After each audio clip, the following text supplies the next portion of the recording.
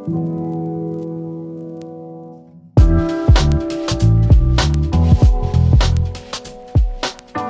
so this is episode 4. Is that what we said? Episode 4 of the Shop Chat podcast. We have a special guest today. His name is Paulino. Paulino is a tattoo artist here in Abilene. I met him not too long ago. I just met him in person today, but he is really cool. Yeah. We want to hear more of his story. I'll start with what got me drawing. Yeah. And we can go from there. So, like, I was in elementary school. My father, he got out of prison, and he had picked up tattooing while he was in prison. You know, every little boy wants to be like Dad. Mm-hmm. So I started drawing these Dragon Ball Z cards and these Pokemon cards because, you know, I'm watching my dad do tattoos in the living room and whatnot. I was actually really good at an early age of just blowing them up freehand and doing all of that. I guess you can say the hustle started early because I'm bringing these drawings to school, putting them in my binder. Kids at school are, you know, they're really feeling them. So I started selling my drawings and getting lunch money. Oh, you know? Wow. Yeah, that's awesome. In elementary school, so I can buy me ice cream. And You're the rich kid. Yeah. Self-made. I'm over there. I got my little hustle on. But where did you go to elementary? I went to Thomas. Okay, wow. Yeah, I went to Thomas Elementary. So I had like a mixture. It would have like, because I grew up in poverty, you know, and it would have all the rich kids from Lido Shores. Yeah. I continued drawing my whole life. It wasn't until I was 17. I actually dropped out of high school. I got my GED like a week later and applied to TSTC for digital imaging and design. That's awesome. Well, I mean, the awesome thing was that I'm waiting for the acceptance letter in my family. We go to this Asian restaurant. I get a fortune cookie. The fortune cookie says you will receive a lifelong calling by mail. I'm thinking to myself, man, that's oddly specific. Right. You know what I mean? Yeah, that's You're like, crazy. Yeah. Is this my acceptance letter? Am I going to Hogwarts right now? That's what I was saying. I was like, you know, normally it's some vague whatever, you know, good tidings to you. Right. You know? And so I keep it as a good luck charm because I'm thinking I'm going to get the acceptance letter. I put it in my wallet. And a couple days later, I'm sitting at the computer messing with these graphics, and my mom walks up. She walks up and she hands me a tattoo supply catalog. All it says is Mr. Rodriguez, you know, on the front. And, you know, naturally we're like, oh, this came in for my dad, but he was incarcerated at the time again. So, but she tells me, she's like, it's got pictures in the back. Maybe you would like to draw them. I'm like, okay, Mom, thank you. Don't even pay no mind to it. My little brother walks up, you know, later on, and he's like, hey, you got $1 so I can get a soda from the store? I reach into my wallet and I read that fortune cookie, and I'm looking at this catalog, and I'm like thinking to myself, man, ain't no way. Right. Like, there ain't no way this is going on. So I start flipping through it. I find a picture. I draw it up, and it comes out good, like, or what was good for me at that time, you know? And I start thinking to myself, like, man, maybe I can do this. I'm 17 at this time, which is wild to think, you know? Think now, at that time, it was like, oh, yeah, this is an everyday thing, you know? I'm like, okay, I got the tattoo gun. I need some ink. So I go and I find Indian ink. Oh, I think we all started with that. Yeah. That's like your rite of passage. Yeah. You know what I mean? Terrible stuff. Turns green after a month or two, you know? But I got Indian ink. I'm like, I need needles. So I call my good friend Jackson up. I ask him, hey, bro, you got any guitar string? He's like, nah. But what's up? You got a guitar? Tell him. That's what I would think. Yeah, exactly. I tell him, nah, bro, I just built this tattoo gun. I need guitar string for needles. And he's like, well, I'll give you the string off of my guitar if you tattoo on me. Damn. I said, awesome. bet. Come on. Yeah. Come on with it. it all worked out. Had my first client and everything. That's awesome. So, I started tattooing at 17. By the time I turned 18, I got like a professional set, or really what it was one of those little $75 Dragon Hawks. Yeah, Right, the mask. exactly. Yeah. The 3-coil machine, power box, all that. But I mean, you couldn't tell me nothing. I was a whole Right. professional at that point.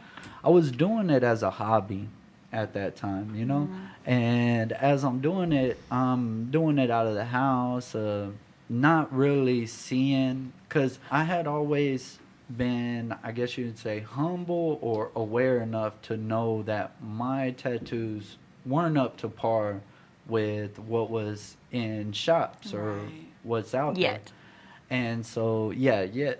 And so I never thought in a million years that I could do this professionally. I was like, well, I'll do it for fun. I used to watch Ink Masters and just like, man, I wish I was that good, and I wish this. And I had my mama, she just keep on trying. Like, I love that woman. She's constructive criticism, right? She's not gonna blow my head up like, baby, you're the best, all this Right. and that. And that is like, I feel like any fundamental issue when learning is not saying you got it Absolutely. already. You Yeah. know what I mean? It's, Ever. this looks good, but you can do better. Yes. You know what I mean? Yeah. Or not necessarily but, because you throw that but word in there, it sounds kind of Yeah. bad, but yeah. And so she would always tell me that I need to practice, I need to watch, I need this, don't give up. Right whenever I turned 20, I actually I started getting lost in the sauce, I got mixed up with drugs, with hard drugs. And before I turned 21, I was incarcerated. I had, 2 felony charges at that time. I signed on some prison time, and I did 3 years. Well, during that 3 years, I didn't land anywhere where they were tattooing in prison. Everybody thinks like you go to prison, tattoos are everywhere. No, it's just on certain units. You know what I mean? That it's easier than others, right? And so I did a lot of practicing on my drawing.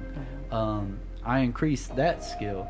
Well, I guess you can say the chain of events that happened in my life, it played out perfectly for me, because I got to practice more on my drawing skills. I started drawing at an early age. I knew how to do certain things, but I practiced on my drawing skills. I get out. I was only out in 2015. I was only out for 1 year. Still, stuck in my ways, and I had at that time, whenever I got out, I had continued to tattoo out of my house, and again, as a hobby. I actually had one shop hit me up saying, hey, we see your tattoos, if you come apprentice with us, we think you can go somewhere. And at that time, I was working at this factory, and I was like, man, I got these benefits, I got a set paycheck, like, Why would I do that? Yeah. Yeah. exactly. I wasn't secure within myself, and I had that fear of taking that risk. Right.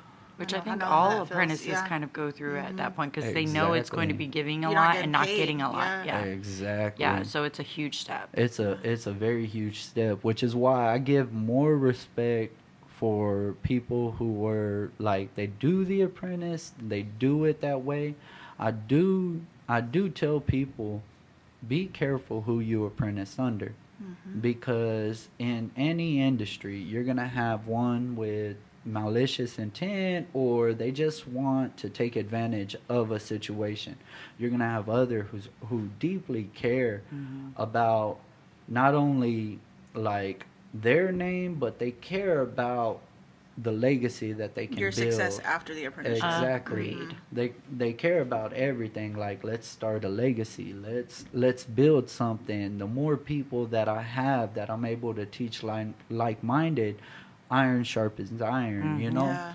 and I've always respected that. But so stuck in my ways, I ended up getting incarcerated again before the year was over, and that time I did 6 years. Damn, dude. Yeah, I was That's crazy. pretty much incarcerated all my 20s. Wow. Like I only had 1 year out within my 20s. And so I did the 6 years. That time though, I landed on a unit where there was a lot of tattooing going on. And so I didn't really have much support from the world, you know what I mean? And so I was supporting myself in there with my drawings and now with my tattoos. And I got to pretty much tattoo every day, you know, for the last, well, now I've been out like a year and a half. So for the last 8 years, I would say I've been tattooing like every day. So did you have to do it secretly in there? Or did Yeah. it... Okay, so that's I'm like interested. yeah. That's my thing too. I'm always Yeah. like, I know what I'm gonna do if I ever go to prison. I'll survive. For Exactly. I'll be sure. fine. They have a saying in there. They say like tattooing is like one of the best hustles, you know? You do kind of have to do it secretly, but at the same time you can do it out in the open with certain guards. They call Right. them either they're a red guard or they're green, you know? If they're green, it's good to go. You know, if they're red, They don't care. Yeah, you gotta stop. You gotta watch out for them because they'll write you up. You'll catch a case. You can't go home for another year. Well, the unit I was at and the way I carried myself, I had a lot of respect. I had a lot of respect amongst the inmates, and then the way I interacted with the laws, like coming at them respectfully and like going about it right. A lot of laws, they understood that, you know, this is how I ate, this is how I survived. Right. And they That's would cool. they would give me, you know, the go ahead. I would even be able to, you know, I'd be up at like 6 in the morning waiting for the officers to get to the building and to see if they're a red law or a green law. If it was a good law, I would wait for them to come around for a count and then ask them, like, just straight up ask them, hey, I'm trying to work today. Will it be all right? And they'll be like, all right, let me finish count. Where do you need to go? And I'll tell them, you know, I need to go to this cell. His cell, he already knows what's up and is going to come to my cell. And the officer will turn around, go to the picket, open doors, and I'm walking out with my little bag of tattoo stuff and going into the cell, and the cellie's going out into the day room. That's crazy. And That's cool. How did they pay you? I'm sitting there. Like, what did you get paid? Man, here's the funny thing. So I was getting paid $25 for portraits the size of my hand in there. You sit there and think, oh wow, like what? That's a lot I in would there. do. That's Yes, true. I was about to say, that and there is- your money is different in there. Exactly. Yeah. $25 will feed you for a week in there. Wow. And so with the economics of it, you know, I would get either commissary, I would write out commissary lists, which is basically like gas Yeah, yeah. station food. It's Yeah. chips, soups, cheese, and then other times I would get them to get their family members to cash out my family members. And And then they'd put it on his books. That's Oh smart. my God. yeah, they would either put it on my books, put it on the phone, or I would save up. So when I got out, I had $5,000 saved up That's from awesome. Bro. tattooing. Well, you think that amount of time, like $25 a day. Yeah, You know what I true. mean? yes. And I'm still eating. I was like living pretty Living well. like a king up in there. Yeah, they call it the funny thing is they call it penitentiary balling. You Yeah, know what I mean? basically. I was sitting there and I was able to like feed myself, take care of myself pretty well. While I was in there, man, I'm getting these tattoo magazines. I'm reading about these international artists at that time, even in prison with their supplies, with just what I can build. I had noticed that my level of artwork is up to par Yeah. with them, with the drawings, with the tattoos, with everything. And I'm like, man, I can do this. Whenever you sit there and you're on a unit with 1,500 men, and you're like the top three, you're within the top three artists known all across the unit. You have people paying people in like at a line building. Line building is like basically the office, like the main office of the penitentiary. Well, there'll be inmates in there. Like you can cash out on 50 and get moved to wherever you want to go. And I was having people were actually paying to move to my dorm just to So they tattoo. could be near you. Yeah, that's cool. Yeah. That's crazy. And so I'm sitting in there. I'm only in there about like 3-4 years. And I'm up to par with people that have been tattooing for 20 years straight, 15 years straight. And I'm like, wow, like, if only in 3 years I'm able to do this. Imagine then- by the time I get out of here, I'd be like, Yeah. Exactly.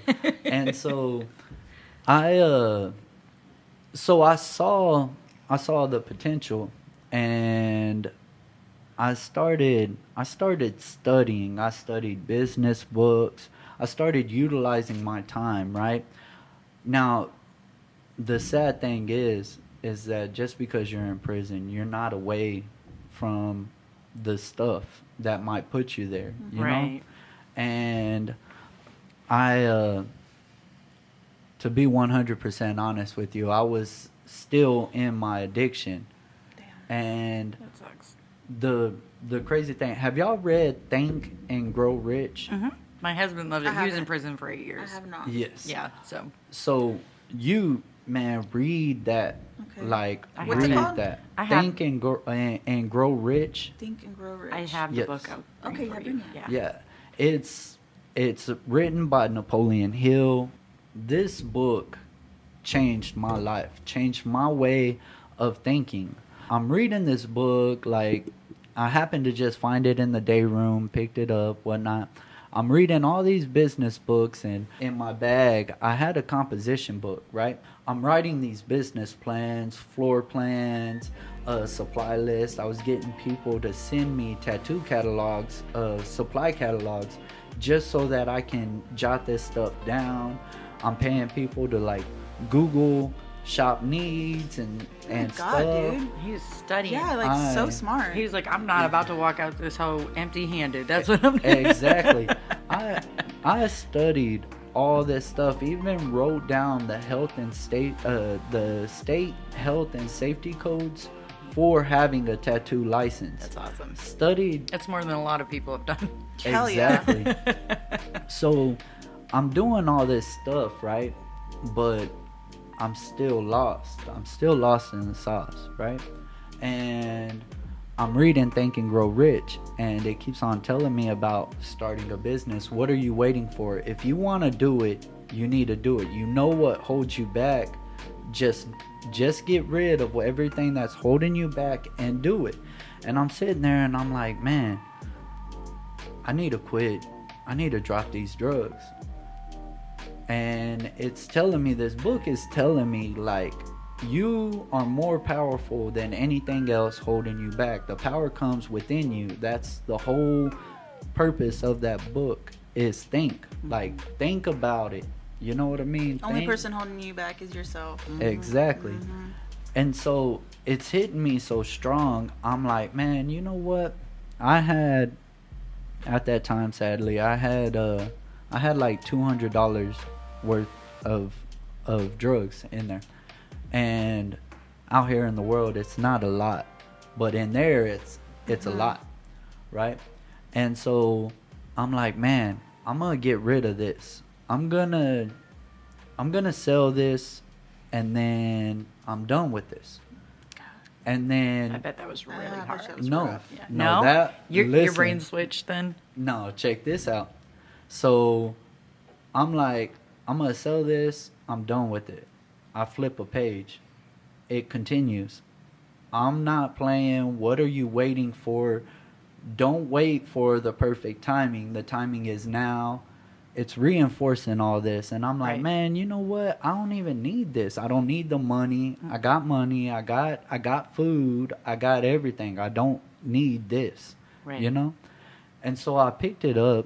I turned around, flushed it. Good boy. That's awesome. I have been sober since that day. It was October the 17th of 2020. Congrats, man. And my whole life changed. My cellie, the person I was in the cell with, right? He was still using. He was still like that. And I would wake up at like 6 in the morning, you know, to try to talk to the guards to do a tattoo or whatnot. And there's my cellie, you know, he's fixing some stuff up, and he's like, hey, what's up? You want some? You want a linea?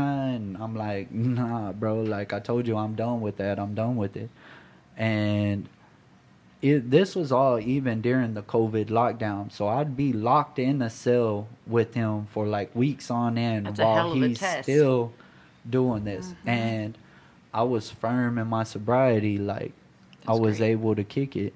All because I thought to myself, I'm like, how does this thing, it's like less than a gram, hold more power over me that weighs, you know, over 160 pounds, whatever. You know what I mean? I'm like, how does this little object hold that much weight over me? I'm like, it doesn't. Like, mind over matter. I started believing in myself. I got out November the 1st of 2021, right? I'm tattooing out of the house, and I'm throwing these prices out there. I'm being told, like, what are you doing? You're not in prison anymore. You don't do prison prices. You know what I mean? Well, and tattooing out of the house is frowned upon, apparently, in the industry. You Exactly. don't do that. Well, see, that was my reason for charging so cheap. She It's was an- like, yeah. exactly. Right. She kinda was felt a little like, guilty. It's not, yeah. what are you doing? Like, you're not in prison no more. You don't do those prison prices. Like, I'm working my butt off for How much were next you to charging? nothing. Like, there was a tattoo that I was gonna do that now I guess I would charge about like $225 for, but I'm telling them, okay, give me $50. I got you. Shit. You know what I mean? You don't even need her Yeah. minimums. Yeah. Were you It's- still using like prison machines? No, okay, or? so- I didn't figure. I bought some stuff off of Amazon. I had to totally relearn everything. Yeah, I I was bet. struggling. Like, I was struggling those first few months. It was even to the point to where I even thought about going to Harbor Freight and Because you knew what you were doing. Bible Oh my Hardware gosh. Yeah. and It's like, I getting could do those better with handmade. supplies, building a penitentiary gun to do a tattoo because I know how to do that. And He's like, I, mijo, give me your remote control car. yeah, exactly. You using this? For real, let me break down this. Anybody got a VCR? And Oh my god. I'm over there from the 90s. You got a VCR? Let me break this down. It's like, dude, nobody has VCRs. Yeah, exactly. No, I mean, technology was like, it's a trip getting out. Oh, I But- bet. I bet. I didn't even think Hard about that. transition. Yeah, it was like day Exactly. and night, like you time traveled overnight getting out. Exactly. That's Yeah, crazy. all those years. Yeah. But okay, so that's the even more blessing. I came from a place where I worked my butt off for next to nothing, and I was grateful for what I had. I came from a place to where I lived with my clients, and my resources were limited. I came from a place to where it taught me how to micromanage, how to communicate with my clients, how to befriend my clients, and You be gotta. sincere about what I'm doing.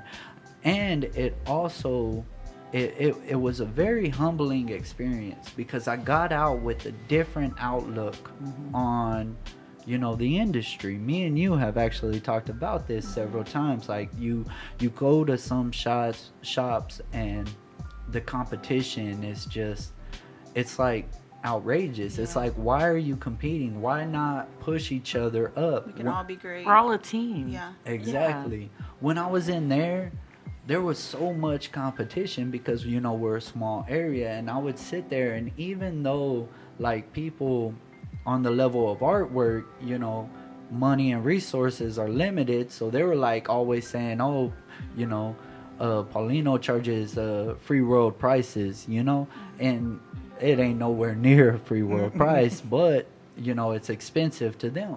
And so there was like a lot of competition in there, and I always would sit there and I would dream. I would dream about going to expos. I would dream about being in a shop. I would dream about being around like-minded artists who just only care about tattooing and not necessarily the money behind it or the competition or who's the best. I just wanted to be around like Community. Artists, yeah, the community.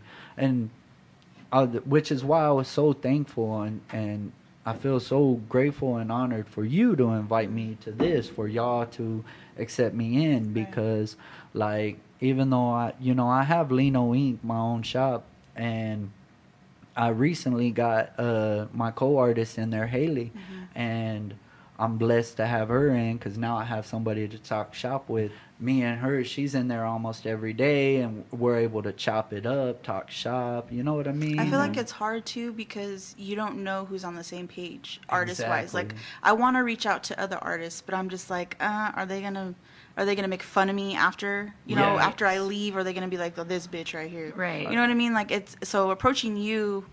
And the way you reacted was like really reassuring, and I was just like, "Oh my god!" Like, I feel like there's I'm more glad he's out on the there same page. that want to be on the same page, but they're afraid to. Exactly. Which is sad. This should just be this podcast right now, and our other ones should be a way of calling out, saying, "Hey, we want to be cool. We want to be friends. We want to know where you came from. We want to be a community." Yeah. One of the things that I feel like that holds some artists back is the shop that they work at. Exactly. That shop might feel like, oh, you're betraying us. Yeah, you're going with the competition. That's a good you're way to friends put with it. the competition. And so just out of the sense of security of where I've been at or trying to maintain that loyalty, they don't so much as accept that outward, you know what I mean? Yeah, and they don't sure. they really don't realize that there is a whole community of artists out here that don't feel like their competition, that want to be friends. Who genuinely do not care. Yeah, they do not.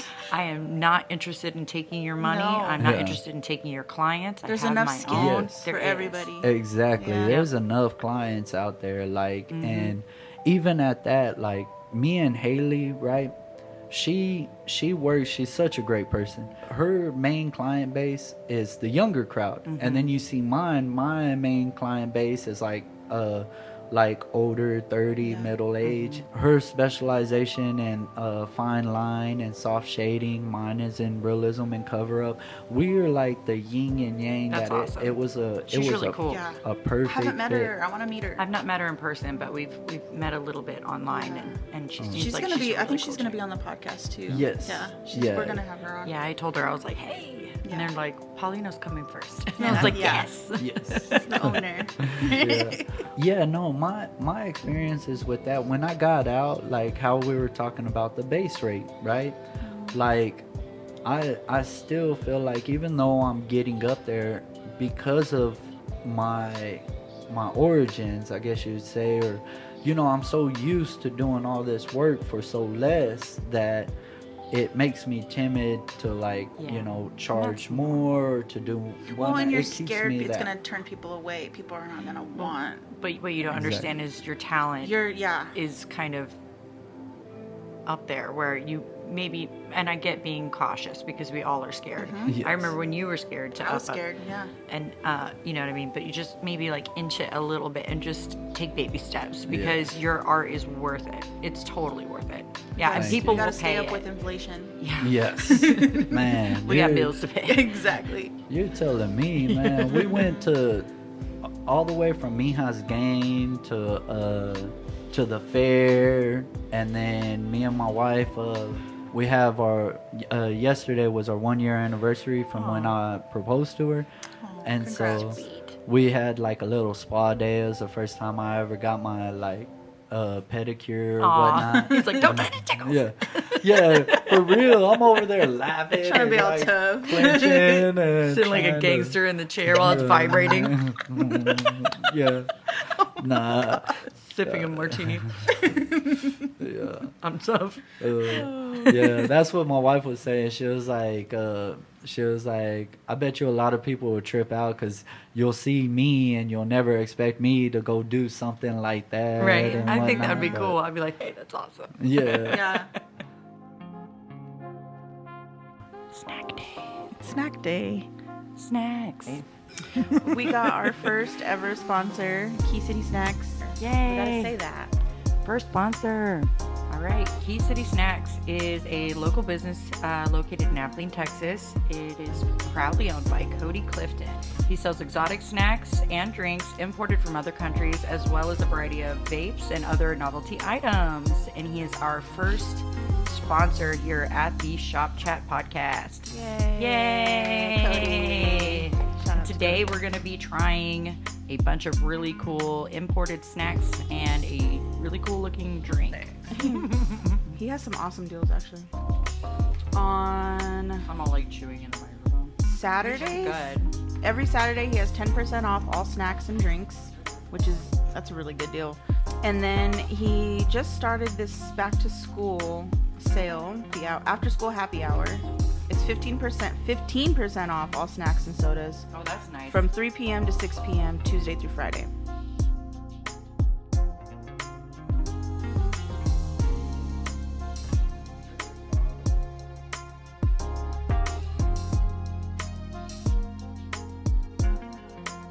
The most amazing thing is I was in that old shop.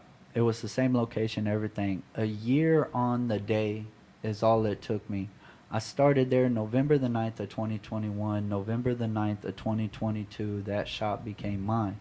It became Lino Ink. Look at That happened with me Yeah. too. Yep. Yeah. It's such a cool thing to watch. I Yeah. love it. And I'm in huge support. It's My so graduation day that I graduated my apprenticeship, a year later, I think it was a year later, on the day my license got approved for the shop. Oh, nice. Yeah. cool. It's so Man. freaking cool. It was like 2 years, but yeah, I thought that was cool. I was like, it's destiny. It Yeah, is. exactly. Confirmation. I mean, Well, welcome in because we were dreaming on it too. thank you. I would sit there and I would read those magazines of, like you get these tattoo magazines and it'll have all these conventions, and I'm sitting there like I'm seeing all these group of people that, they're all just together and they're just having a blast and they're there to tattoo, whether they win anything or not, whether they make anything or not, the experience of it. And that's what genuinely like makes it that much more, you know what I mean?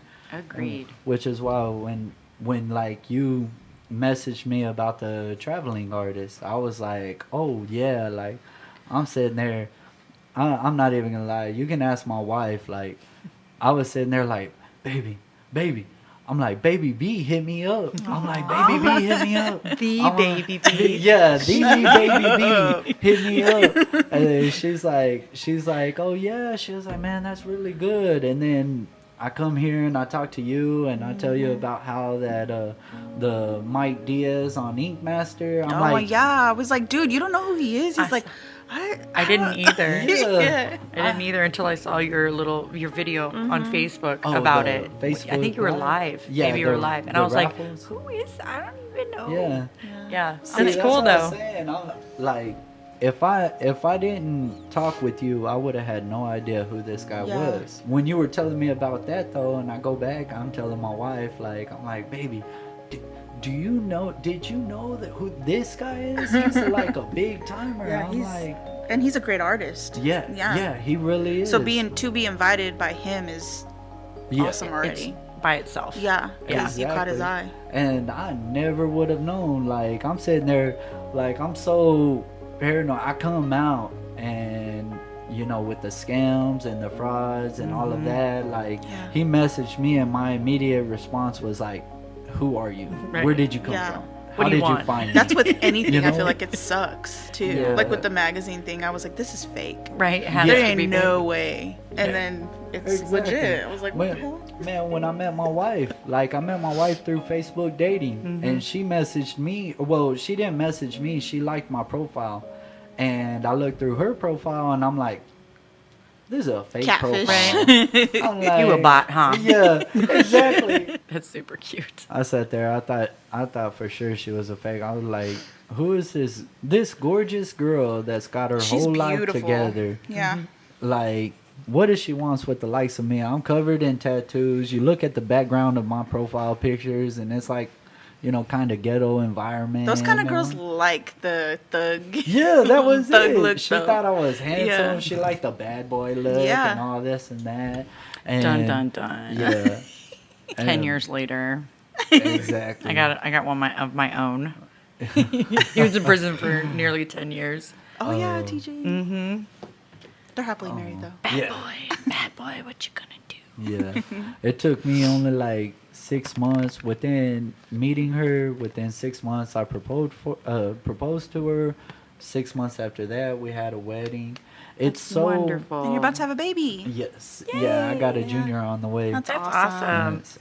It's so rewarding. Like, I tell every client, not only a testimony of my life, what I've been through, but I be sure to let them know, like, whatever you're going through, it's never too late to turn it around. You have to invest in yourself. You know what I mean? You listen to my story. Anybody can do it.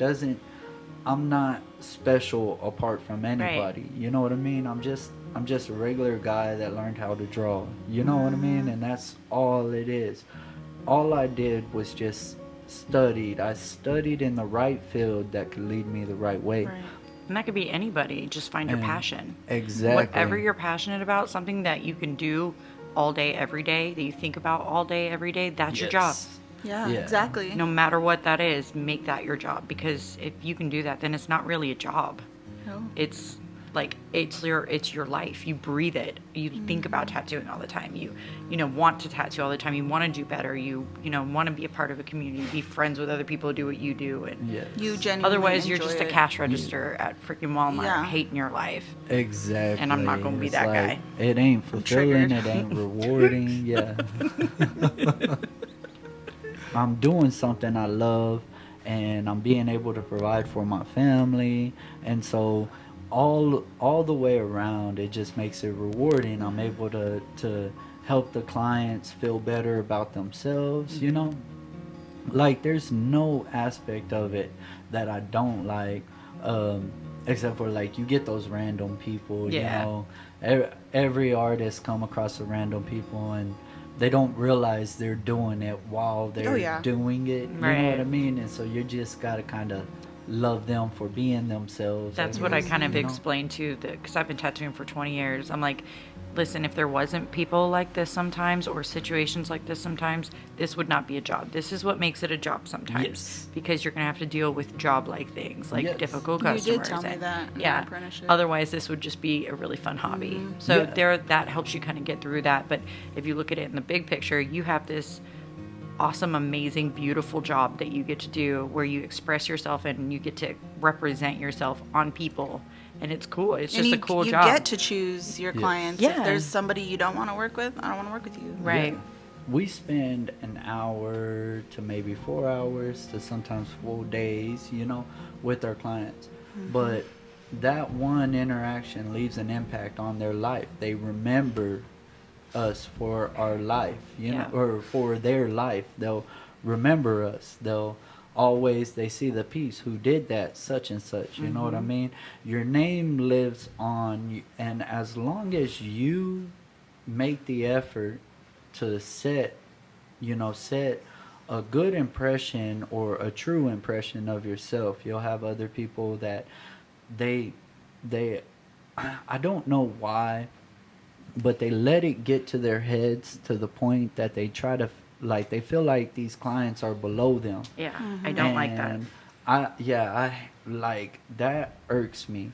Like, it's like, bro, without your clients, you're nothing. Without my clients, my followers, the fans, like I wouldn't be where I'm at today. I'd be nothing. I would be working a construction job. You know what I mean? Or Yeah. doing something else. And so I appreciate and value every client I get. I agree. You know? Mm-hmm. else you want to say or ask for? Thank you so much for coming. And also say all of your what's your social media apps are. Hey guys, I'm Paulino Rodriguez. You can find me on Facebook under Paulino Rodriguez or my business page, Lino Ink. You can also find me on Instagram. It's Lino Ink 2320. My TikTok is Lino _Ink 23. Be sure to check out my Facebook page if you're interested in getting in any of my raffles. I love to run raffles. It's actually pretty cool. I'll interact with my clients and my fans. I'll answer questions, chop it up with y'all. I would love to see y'all in there. Thank you. Thank you so much. Thank you, Paulino. We're so happy you came. Yep. Well, thanks, guys. And cut. And cut.